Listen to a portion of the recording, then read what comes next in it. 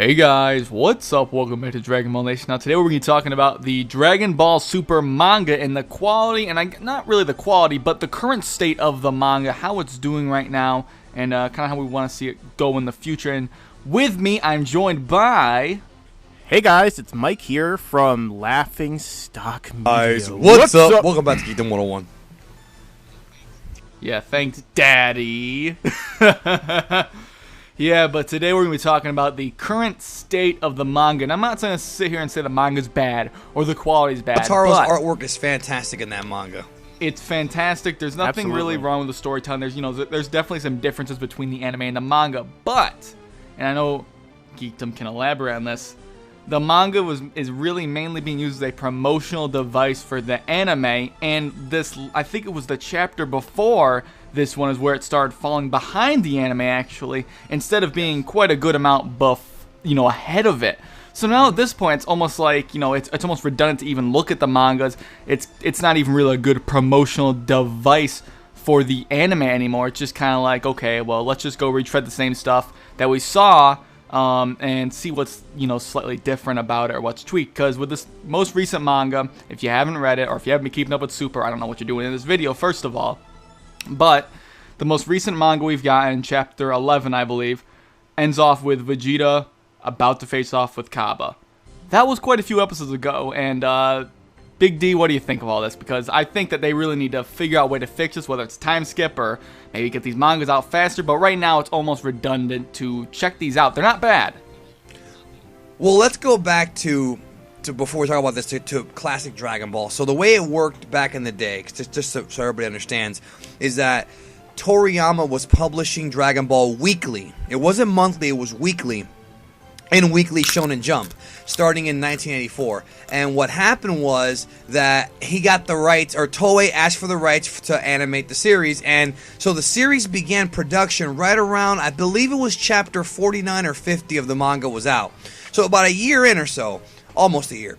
And what happened was, there were times where the anime would catch up to the manga. In other words, the animators were working so fast and so hard that they actually were able to catch up to the story Toriyama was trying to tell. And that's where filler came in. And those of you who are fans of Naruto and One Piece, especially Naruto, you know all about the pros and mostly cons of filler in that series. And if you know Dragon Ball Z, you know about Garlic Jr. and Gohan's training and the fake Namek and, Paikuhan and all that. That's all filler. Well, with Super, it's different. With Super, the way it works is that Toriyama is submitting a manuscript with bullet points to Toei and to Toyotaro. And what they do is they essentially take that manuscript, take those bullet points, ask them whatever questions they may have about the story, then they go and they separately produce the same story. Which is why you'll see some similarities in Toyotaro's manga and some liberties taken versus the anime, which does stuff differently. So, we've come to a crossroads now, because now the problem is that, and we kind of were wondering what was going to happen or not, the anime has passed the manga, which is what you're talking about. And when they first started doing the manga, because it's monthly, not weekly, monthly, it became harder and harder to, keep up with the anime. Because at first, what they tried to do and what they did was they skipped the Resurrection F arc because Toyotaro had already done the Resurrection F adaptation manga as a promotional vehicle. Now, some of you are wondering, why are they even doing a Super manga? The Super manga's original intention was as a promotional vehicle to get you hyped up for Dragon Ball Super the anime. So you would have spoilers in there, like we found out about Zuno, we found out about Champa and Vados, we found out about the Universe 6 fighters all through the original Toyotaro manga before the anime was actually airing. Well, now... Not to mention, manga is very, very popular in Japan. Yeah. Of course. Extremely. Yeah, and so is V-Jump. V-Jump is a very popular magazine. It's a monthly magazine that you get with video games, toys. It's not really manga, but the Dragon Ball manga is in there. But yeah, so pretty much what's going on now is the anime has pretty much flown past the manga. So now we're in a bit of a conundrum, because we're going to have chapters coming out now, starting with chapter 10 and 11, that are behind the anime. We already know the results. It's not going to be as hype as it was before when the anime was behind the manga. So then the question becomes, should we even, I covered the manga. a lot of our contemporaries, like Rhyme Style, a lot of them did not even bother covering the manga at this point because the story's already been told, but I wanted to cover it because I wanted to be consistent. So now the question is, do people really care about reading the manga? Leave your comments down below, actually. I want to know, do you still care about reading the manga, or is it one of those things where since the manga's dragging behind, it doesn't really matter to you anymore? That's the real question. Yeah, I mean, like, we both, I'm not sure about Mike, but we both are, still, telling people about the mangas, but it's very difficult. It turns into like a 3-minute video of just recapping shit we've already seen, really. And they really need to do something to, whether it's a time skip or because by the end of the next manga, I'm pretty sure the next manga comes out, 12, most likely will probably leave off with Goku facing off against Hit. And at that point in the anime, we're going to be well past that and do like a new arc most likely. But Mike, I don't know if you want to add anything to what Danny said or give your own thoughts on this, but what do you have to say? Well, I am in the video, so of course I want to add That's my probably thoughts. true. But yes, the thing is I do, in fact, still cover the manga because the manga is something separate, so I feel the need to, especially since it's only once a month, I feel the need to talk about it because there is differences. It is a different take and interpretation of what Toriyama has given Toei and Toyo Taro, and the fact of the matter is that I feel like, to expand upon what Danny had just been talking about, one of the issues I feel that people are facing that you had mentioned yourself, Josh, is similar fatigue or similar kind of foreknowledge like we had with the Battle of Gods arc and the Resurrection F arc, because of the fact that we've already seen this before, so naturally, concordant to that, we're going to be seeing the same thing over again, so our expectations are going to be, absolute. Now, of course, there are differences, like, for example, when Vegeta was eliminated in the fight versus Vegeta, he was sent into a hole in the middle of the ring with a little normal blast. And with Frost was still taking some of Vegeta's attacks before Vegeta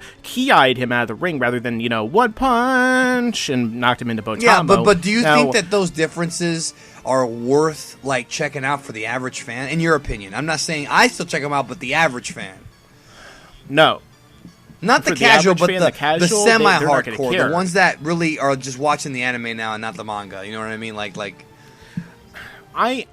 Well, myself personally, I can only really speak for myself because it's hard to put myself in other people's shoes because I'm so ingrained in this, in the trenches like World War I, inside the foxhole. But for me personally, I'm a completionist, so I want to read everything, I want to read and see and, everything that has to do with the series, whether or not I can understand what language it's in or not, and I feel like, yes, for people, I feel like it's worth checking out just so you can see the little artistic differences and liberties taken, but overall, I feel like there are many changes they need to take. For example, if they're going to be behind the manga, or the anime, they need the manga to be expanded, so basically they could, Toyo Taro has a lot more room to breathe. He doesn't have to shove several fights in one chapter every single chapter, which takes away some of the dramatic flair and the impact of events. Like when Goku is defeated, automatically they go on to the next thing in the same chapters,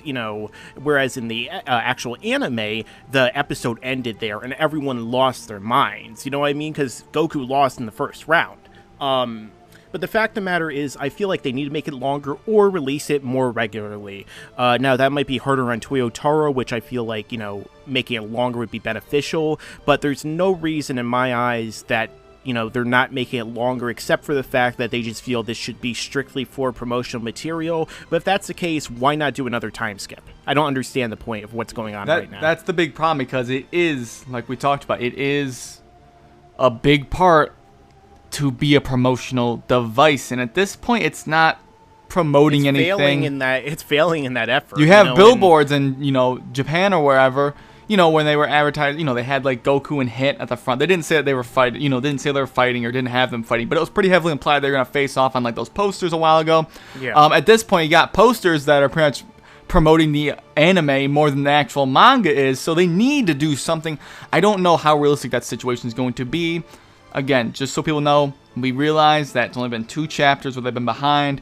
But at this point, they're pretty behind. They're going to need to do something. And I don't think they're going to just completely skip out on the whole Hit thing. They almost can't. They can't skip it. No, especially because it's not even over yet. By time, we got what? Probably, another 4 or 5 weeks before this comes out again, another manga. At that point, we're going to be well into the next arc. So they got to do something, whether that is to skip over the beginning of the next arc, which seems to, from what titles we have, if people haven't heard of them, be warned. There's some stuff going. It doesn't look like there's anything too major besides with that water. What it was like the super water that we got here. I don't remember what it's called, but there's some things there. I think there's potential to skip around with its next upcoming arc. Hopefully they can do that. Otherwise, release the mangas more frequently, make them longer. Those are the only things I can see happening. I know Mike already talked about this. Danny, did you really talk about how you think they can shorten this or fix the problem? Two solutions. You skip some stuff and you heavily abridge the fights, which is going to be bad.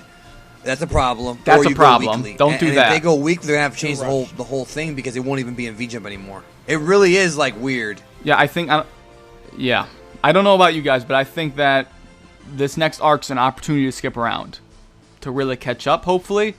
Otherwise, this manga is becoming pretty redundant. We're still going to look at it. I mean, we have to, pretty much. Even if we don't, maybe want to, we still should cover it. But for you guys, the people watching this video, what do you think about us? What do you think can happen to rectifies, and what do you think of the current state of the manga? Do you still like reading it a lot, or do you think it's kind of redundant at this point? Let me know your thoughts down below. Guys, you got anything else to say? No, man. I mean, it sucks because the manga's not getting as much attention as it should, and I really love Toyotaro's work. And for a long time, the manga, the manga's been better for a long time, but now it's starting to be a little bit different. Maybe because it's fresher or less fresh. Once it's retreading steps, just like the anime was. People start to not like it as much. Now that the anime is the only one that's getting all the new stuff. Well, the anime also stepped its game up in significant fashion. Yes, the anime's got better writing and better animation too. So yeah, it's. I hope that doesn't become a thing in the past because Toyotaro deserves as many eyeballs as possible on his work. The way. Right, obviously excluding AF. But Mike, do you have anything else to say? I just think he's really good at actually drawing what he puts out. He's very good at illustrations, but when you condense everything to such an extreme and when you rush everything out, ultimately it's kind of, for not. Yeah, but I guess that's pretty much it for today, guys. Again, let me know your thoughts down below, and do not forget to check out Mike from Laughingstock Media and Geekdom 101, aka Big D or Daddy, as he likes to be called now. Linked down below. Bro. Excellent Dragon Ball content on there, even better than myself. So check them out. Link down below. Go do that now. But thank you. Well, one of them. I mean, realistically, none of them. I gotta make you guys feel better somehow. But go check them out down below, and thank you guys for watching this video. And as always, I'll catch you later.